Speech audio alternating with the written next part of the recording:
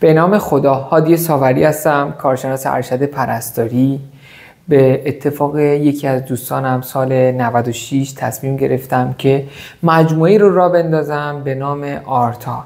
توی این مجموعه که من از دوران دانشجویی آرزوشو داشتم و تصور میکردم توی خیالاتم که همچین مجموعه رو داشته باشم، تو سال 96 بعد از تقریبا 4 سال کار کردن تو بالین پرستاری تصمیم جدی گرفتم که این اقدام رو انجام بدم. من در اونجا با دوستم که سرپرستار من بود باش صحبت کردم، گفتم که من میخوام یه همچین مجموعی رو راه بندازم. در واقع اولش ترس داشتم، میخواستم یه نفر کنار من باشه که این مجموعه رو راه بندازم و دوستم استقبال کرد.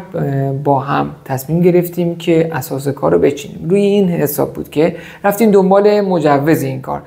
سال 96 تقریبا یه 5 ماهی طول کشید تا مجوز این کار رو بتونیم بگیریم، چون خیلی گرفتن مجوزش اون سالها خیلی سخت بود، به خاطر اینکه اول باید حتما مکان رو میگرفتیم، مکان به تاییدیه معاونت درمان دانشگاه میرسید و بعد از اینکه مکان تایید میشد چندین سری باید میومدن هی بازدید و بازرسی، چون این در واقع خدمت نوعی بود. ما فکر میکنم چندمین مجموعه تو کشور بودیم که یعنی زود را انداختیمش. به هر نحو سال 97 ما مجموعه آرتا رو راه اندازی کردیم. آرتا به معنی پیروز، پاینده، یه اسم ترکه که خیلی هم ارزشمنده برامون، با هدف اینکه پیروز باشیم، با هدف اینکه در واقع آینده از آن ما باشه این مجموعه رو راه انداختیم. در ماهای اول من، همسرم و دوستم 3 نفری در واقع خدمات رو انجام میدادیم. شروع کردیم که برای خودمون یک کارت ویزیت چاپ کردیم، یه تراکت چاپ کردیم. در اون سالها، سال 96 7 خیلی بحث در واقع فضای مجازی رو بورس نبود که ما بیشتر سعی کردیم با کارت ویزیت و تبلیغات دهان به دهان و تبلیغات در واقع گفتاری سعی کنیم که خودمون رو پرزنت کنیم، خودمون رو بقبولونیم به پزشکان، به دوستان همکار، به افرادی که نزدیکمون هستن.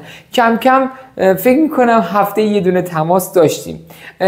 یادمه که اونجا یه اشتباهی که کردم، شماره تماس خودم رو گذاشتم اونجا که این اشتباه رو من دیگه اگر بخوام بعداً به یه نفر بگم این سیستم رو راه بندازید، هرگز میگم شماره تماس خودتون رو نباید برای این موضوع شیر کنید. باید شماره تماس اختصاصی مجموعتون همون اول ابتدا خریداری کنید. حالا بهتون میگم که بعدا چه اتفاقی افتاد که من پشیمون شدم. ما هفته 1 تماس کم کم رفتیم جلو، شد هفته 2 تماس و هفته 3 تماس و ماهی 20 تا 30 تماس و همینجوری که رفتیم جلو خوردیم به دوران کرونا.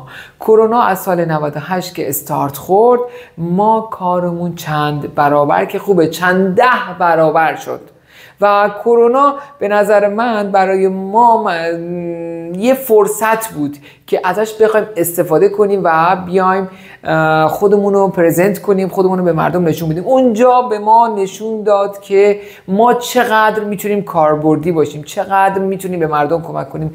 از هفته 1 تماس سال 97 رسیدیم به روزی 60 بیمار در سال 98 که وحشتناک بود برای ما، خیلی ارزشمند بود.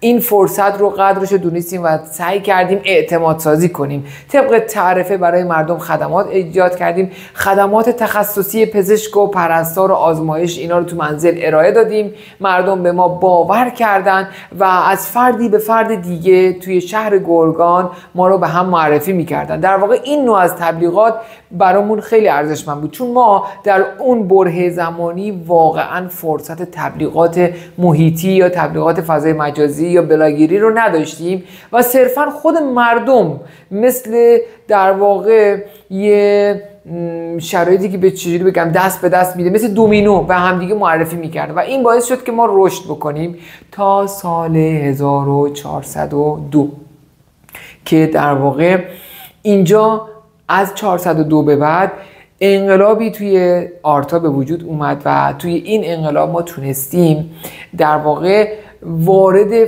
فضای مجازی بشیم و کسب و کارمون رو بهتر و بروزتر معرفی کنیم. ما کار میکردیم اما نه در شرایطی که همه بخوام بفهمن. تصمیم گرفتیم که یه انقلاب به وجود بیاریم. اینستاگراممون رو انداختیم، یوتیوبمون رو انداختیم، سایت از طریق درخواست وبسایتمون، توییتر، لینکدین، فیسبوک، همه شبکه‌ها رو به یک باره به صورت حمله‌ای فعال کردیم که بتونیم در واقع نسل آینده رو از دست ندیم. در حال حاضر مجموعه آرتا با بیش از 100 پرسنل شامل 55 تا پرستار، 25 تا پزشک متخصص، 3 پزشک فوق تخصص، 4 فیزیوتراپ و کاردرمان و در واقع 3 نمونه‌گیر آزمایشگاه و الباقی نیروهای خدماتی که مراقب و سالمندیار هستند تو مجموعه آرتا فعالیت میکنن. ما از اون 3 نفر رسیدیم به بیش از 100 نفر در حال حاضر و میتونیم خدمات بسیار تخصصی شامل